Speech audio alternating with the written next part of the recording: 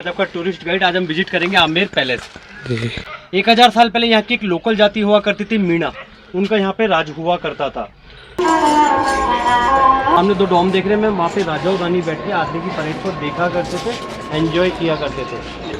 आप सबने खूबसूरत पिक्चर देखी थी जोधा अकबर।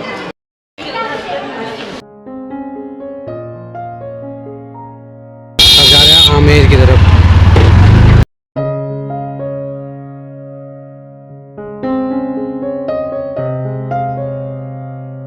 यह है आमेर गांव।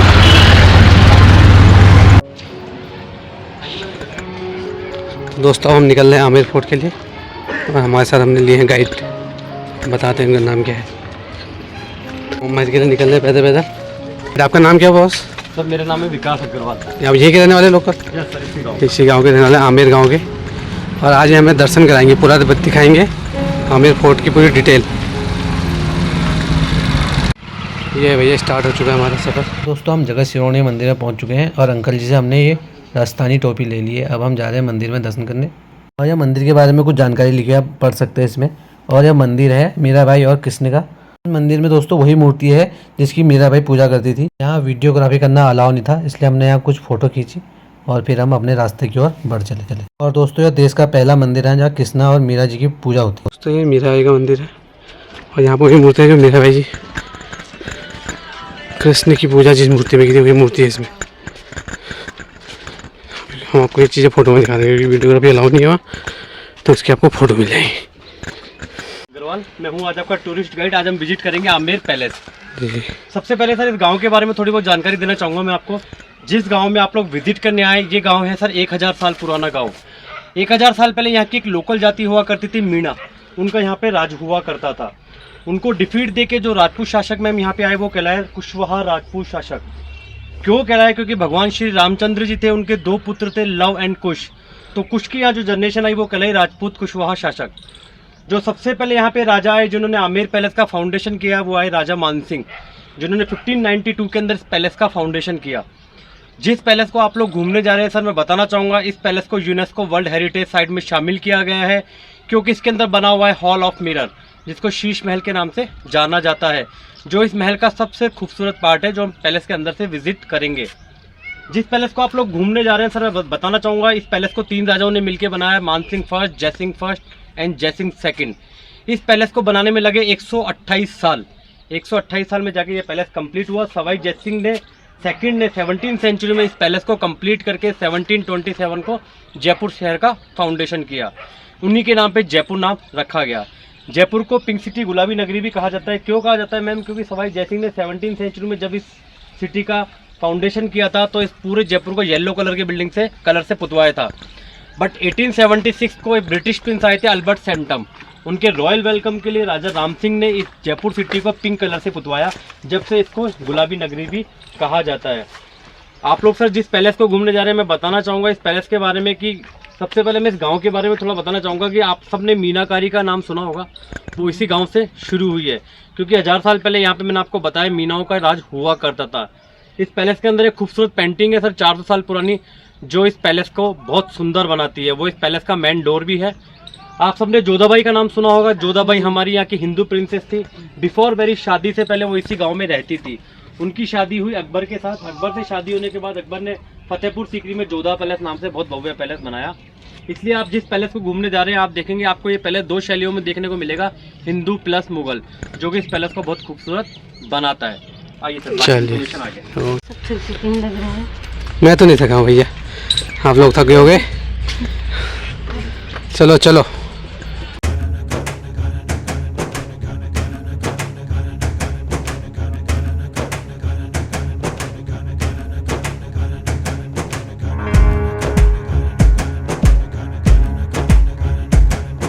तो दोस्तों स्वागत है आपका आमेर फोर्ट में। ये देखिए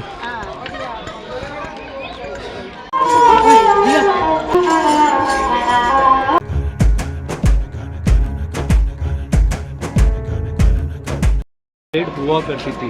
सामने 2 डोम देख रहे हैं, वहाँ पे राजा और रानी बैठ के आगे की परेड को देखा करते थे, एंजॉय किया करते थे। सामने का आप लोग जो गेट देख रहे हैं उस गेट का नाम है सूरजपोल गेट, सन गेट। उस जमाने में राजा के जितने भी वीआईपी गेस्ट होते थे वो नीचे से ऊपर बाई एलिफेंट आया करते थे। जैसे ही वो इस गेट से एंट्री किया करते थे मैम, इस गेट के ऊपर एक नंगारा रखता है, उसको बजा के उनका शाही स्वागत किया जाता था। जिस गेट से हम लोगों ने एंट्री की है, इस गेट का नाम है चांदपोल गेट, मून गेट। उस जमाने में जितनी भी लोकल पब्लिक हुआ करती थी वो इसी गेट से एंट्री किया करती थी। शाही लोगों के लिए सूरजपोल गेट, लोकल पब्लिक के लिए चांदपोल गेट। प्रेजेंट में टूरिस्ट भी एलिफेंट की सवारी करके आ सकता है। मॉर्निंग में 3 घंटे एलिफेंट राइडिंग चलती है, नीचे से ऊपर टूरिस्ट आता है तो यहाँ ला के हाथी उनको खींचता है। प्रेजेंट में हाथी का स्टैंड बना है, टूरिस्ट आ सकता है। 1100 से एक हाथी का चार्जेज होता है, एक हाथी में 2 जने व्यक्ति नीचे से ऊपर आ सकते हैं। ये जो पूरा खूबसूरत ग्राउंड देख रहे हैं आप, बताया इसका नाम है जलिया ग्राउंड, राजा की आर्मी का परेड ग्राउंड। और हम पैलेस का टिकट लेंगे, फिर हम चलेंगे पैलेस के अंदर। ठीक है प्लीज दोस्तों, अब एंट्री कर रहे हैं यहाँ से, पहुँच चुके हैं अंदर। चलते हैं, चाय में विदेशी लोग भी आए हैं।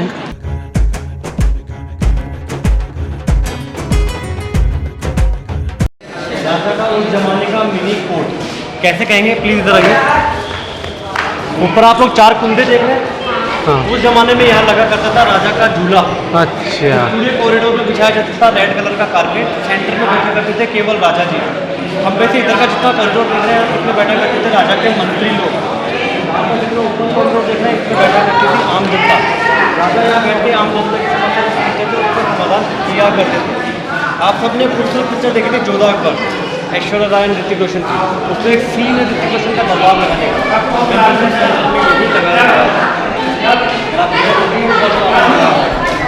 ऐसा जैसे कि मैंने आपको बताया था कि आपको ये पहले 2 शैलियों में देखने को मिलेगा, हिंदू प्लस मुगल। ऊपर छोटा सा नमूना देखिए, एलिफेंट विद कमल का फूल। हाँ। ये इंडिकेट करता है हमारी हिंदू शैली को। और नीचे जो पर्शियन फूलों का हम देख रहे हैं आप, ये इंडिकेट करता है हमारी मुगल शैली को। अगर आप ताजमहल घूमने जाएंगे तो आप देखेंगे आपको कंप्लीट। ये देखिए दोस्तों, 2 शैली में बना हुआ है। ये है मुगल शैली और ये है हमारी शैली।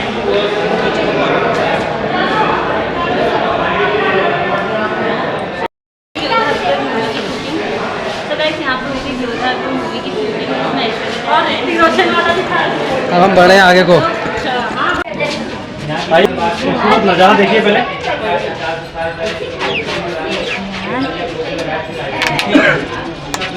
इस गार्डन का नाम है सेफ्रॉन गार्डन, केसर बाग। उस ज़माने में राजा ने यहाँ पे केसर उगवाने की कोशिश की थी, बट वो कोशिश हुई नाकाम।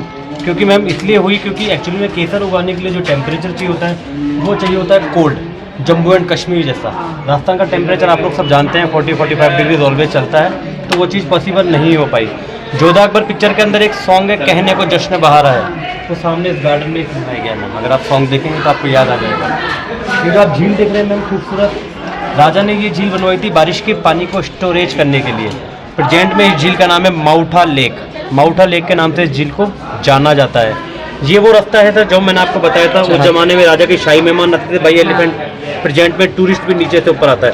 सामने आप जो रेड कलर की छतरी देख रहे हैं सर, वहाँ से एलिफेंट राइडिंग शुरू होती है एंड उसको कंप्लीट करते हुए इस रास्ते से होती हुई, इस गेट से होती हुई अंदर पैलेस के अंदर जाती है सर। प्रेजेंट में टूरिस्ट भी बैठ के आ सकता है। ये वो बाउंड्री वॉल है मैम जो आगे जाके सिटी में वहाँ पे खत्म हो रही है। ये सेफ्टी पर्पज है। यस सर, ये पूरी सेफ्टी। राजा के सोल्जर्स खड़े हुए करते थे, निगरानी रखते थे दुश्मनों पे, पूरे गांव की सुरक्षा के लिए। क्यों? क्योंकि सर जिस गांव में आप लोग घूमने आए ये है कलाकारों की नगरी, आर्ट। वेंटिलेशन एक भी जगह ऐसी नहीं है कि मैम जहाँ आप ये कहेंगे कि विकास मजा नहीं आया। यस, ये थी क्या 27 कचहरी, 27 कचहरी है जो होगा ना। ये देखिए हम यहाँ से फोटो ले लें।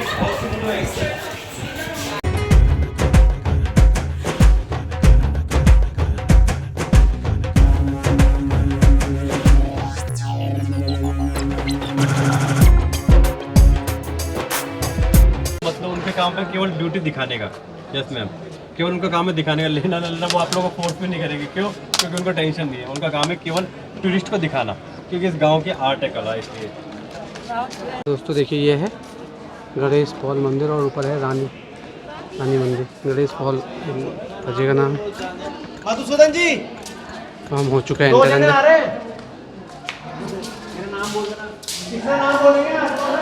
ये देखिए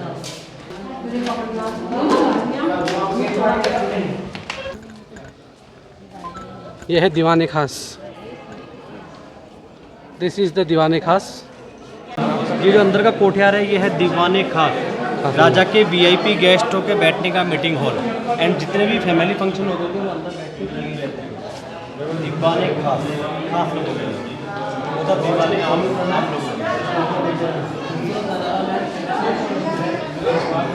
अंदर जाना अलाउ नहीं है मैम, नहीं तो इसका नज़ारा ही अलग है, इसका मज़ा ही बहुत अलग है।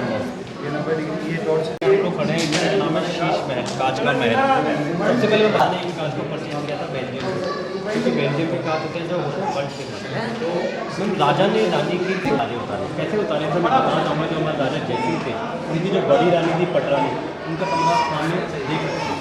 देखो मेरी शादी से पहले मैं अपनी माँ के घर में टेरिस में ऊपर में पड़ी हुई छत के ऊपर तारों की छाँव के नीचे। तो उनको बचपन से ही कोई हैबिट थी कि अगर रात को सोना है तो तारों की छाँव के नीचे ही सोना है। बट जैसा कि मैंने आपको बताया कि हमारे गांव में आज भी लेडीज का कर्टन सिस्टम है, पर्दा प्रथा है, घूंघट प्रथा। तो वो पॉसिबल नहीं था कि राजा रानी को शादी के बाद तो टेरिस को सुला सके, इसलिए राजा ने रानी के लिए तारे उतारे। कैसे उतारे थे? जो कमरा है रानी का, उसकी टेरिस है वो है डोम से आकर के बनी हुई छतरी है, उसके अंदर फिट करेगा ये कॉन्वेक्ट गिलास, नीचे सर फर्श पर बिछाया गया ब्लू कलर का टाइल, उसको रखेगा छोटे छोटे ऑयल। और जब रात में ऑयल लैंप को जलाया जाता था मैम, तो उनकी लो जाके टकराती थी सीधे कांच पे, और जैसे ही कांच गर्म होते थे वो ऐसे जगमगाते थे जैसे तारे जगमगा रहे। तो राजा ने रानी के लिए ज़मीन पे तारे उतारे। अब सर जैसा कि हम गुस्से में या मजाक में किसी को बोलते हैं कि मैं तेरे को दिन में तारे दिखा दूँगा, कोशिश करूँगा मैम मैं आप चारों का दिन में तारे नजर करवा सकूँ। प्लीज़ आप टॉर्च ऑन करके दे दीजिए। देख रहे हैं सर ऊपर? हाँ अब सर मैम आप कुछ कल्पना कीजिए कि दिन में नज़ारा है तो नाइट को जैसे ऑयल लैंप की उसको जलाए जाते होंगे, तो आप सोच सकते हैं। तो ये देखिए दोस्तों, शीश महल पूरा शीशे का बना हुआ है, ऊपर जाना अलाउ नहीं है। तो हम इधर देखते हैं कुछ।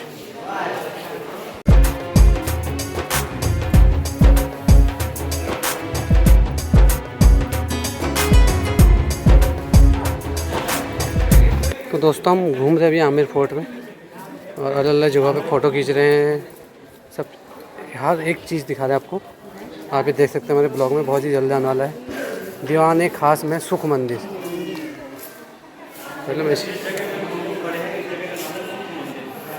गर्मियों में रानियों के बैठने का ओपन कॉरिडोर, जैसा कि मैंने आपको बताया पहले के ज़माने में इलेक्ट्रिसिटी नहीं हुआ करती थी, कि विंडोज ओपन हवा पहुँचती है।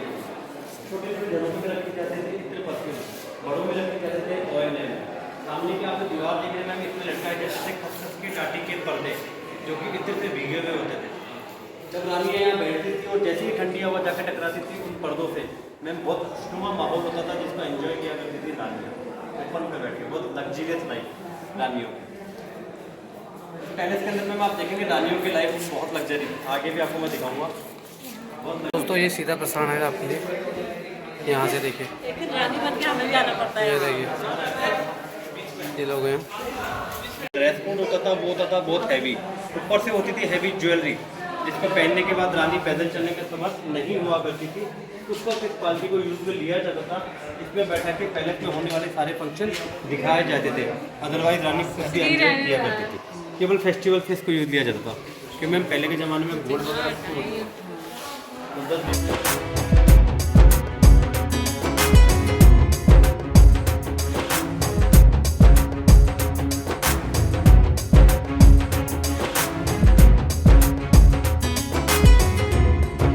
सामने आप जो जाली देख रहे हैं इसके पीछे बना हुआ है वाटर टैंक, उसमें से पानी आता था जो झरने के थ्रू इस नाली में से होता हुआ जाता था गार्डन में। सामने होते थे मैम खसखस की टाटी के पर्दे इससे भीगे हुए। ये जो खिड़की देख रहे हैं ये होती थी मैम वेंटिलेशन के लिए। छोटे जो घरों के यहाँ में होते थे इत्र परफ्यूम, बड़ों में होते थे ऑयल लैम्प। यहाँ लगा करता था रानी का झूला, जैसे ही रानी अपने पैरों को लटका के यहाँ झूला झूला करती थी, और जैसे ही झरने का पानी उनके पैरों को टच करता था तो रानी को खूबसूरत स्माइल आती थी, जिसको फेस किया करती थी ऊपर मिरर में। लग्जरियस लाइफ में शुद्ध हवा, ठंडी हवा, ठंडा पानी और सामने की तरफ से भीगे हुए पर्दे, और यहाँ झूला रानी का। आप आँख बंद करके इमेजिन कर सकते हैं कि क्या नज़ारा होगा, क्या लग्जरी लाइफ होगी रानी की। मैम ये है 400 साल पुराना सैंडलवुड चंदन की लकड़ी का गेट। इसके ऊपर जो आप नक्शा देख रहे हैं वो पूरा नक्शा लिया हुआ है सामने चारबाग गार्डन का। यस मैम, कंप्लीट नक्शा इस गार्डन का इस पर छपा हुआ है। जो वाइट कलर का आप इसमें काम देख रहे हैं मैम, ये काम है हाथी के दांत का। यस मैम, जो वाइट कलर पहले किसी ज़माने में पूरे गेट पे था, बट मैम पहले ये गेट ओपन था, कुछ लोग आए निकाल लेंगे। इसकी खूबसूरती को ख़राब करने लगे, तो उसके बाद गवर्नमेंट ने इसको बंद कर दिया एज ए डिस्प्ले। ये जो नक्काशी दिख रही है ये वाली करता था रानियों के लिए, इसको यूज किया करती थी ये खिड़की ऊपर हवा और रोशनी के लिए इसमें रखे जाते थे पहले ऑयल लैम्प। प्रोजेक्ट पे इलेक्ट्रिसिटी फिट हो गई क्योंकि ये पहले रात को 9 बजे तक ओपन होता है। बाकी पूरा कॉरिडोर रानियों के लिए है स्पेशली। इसका सबसे आखिरी का हिस्सा फाउंडेशन के हिसाब से महल का सबसे पहले का हिस्सा। राजा जो मानसिंह थे मैम, क्योंकि 12 रानियाँ थी, 12 रानियों के लिए 12 अलग अलग अपार्टमेंट एंड 12 अलग अलग गुप्त रस्ते इसके यूज लिया करते थे राजा। आप देख सकते हैं सिटियाँ, ये हुआ करता था गुप्त रस्ता, इसका एंजॉय किया करते थे राजा।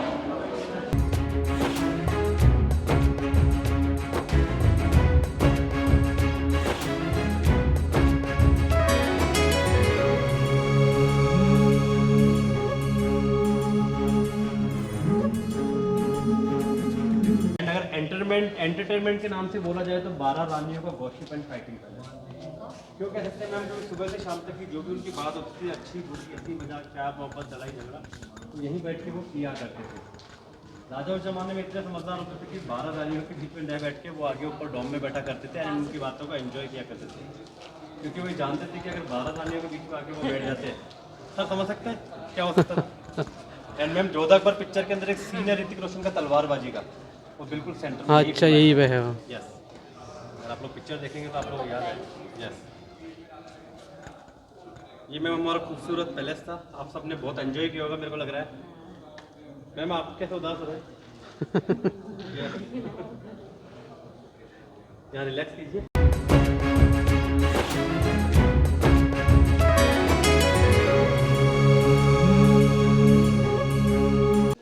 दोस्तों ये है जनानी ड्योढ़ी, मतलब महिलाओं के रहने का स्थान। महाराजा मानसिंह और रानी चंद्रावती, राजा मिर्जा, राजा जयसिंह की रानियाँ थी। रानी महादेवी कटोचा ने पूरी उड़ीसा में जगन्नाथ मंदिर के तोड़दार बनवाए। यह है वो एरिया, सीढ़ी भी लगाए हैं यहाँ देख सकते हैं।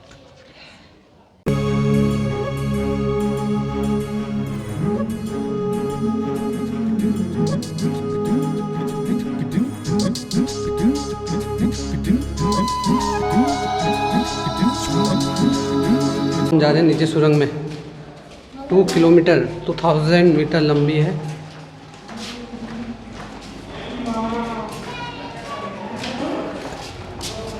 ये देखिए हमारे गाइड साहब गए हैं। चलिए चलिए।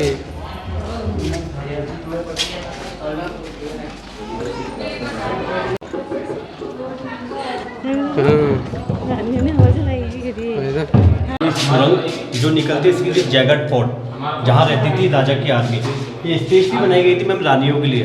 जब भी इस गांव में कोई युद्ध का खतरा नजर आता था तो रानियों को सेफली यहाँ से भेज दिया जाता था जयगढ़ फोर्ट। वहाँ राजा की आर्मी होती थी जो उनका प्रोटेक्शन करती थी। अगर थोड़ा नीचे चल के देखना चाहे तो आप देख सकते हैं। बिल्कुल आराम से आइएगा मैम, बहुत आराम से। अरे देखो अच्छा मैम अगर आप बोले तो यहाँ से देखो हम दिखा देंगे। ये है 2 किलोमीटर लंबी सुरंग। यहाँ पे कर सकते हैं। यहाँ पर बैट VAT बैट।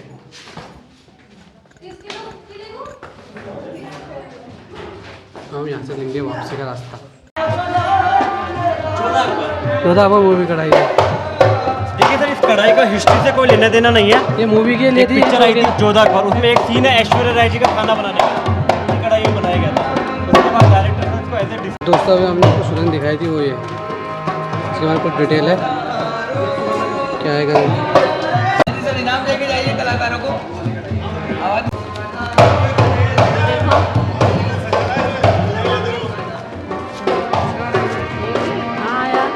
चुके हैं देख के यहाँ से। यहाँ पर कुछ है तिरपोलिया दरवाज़ा।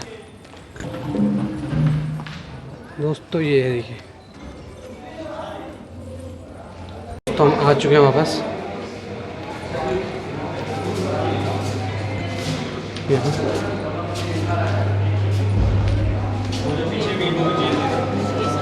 इधर देखिए इधर जेल है।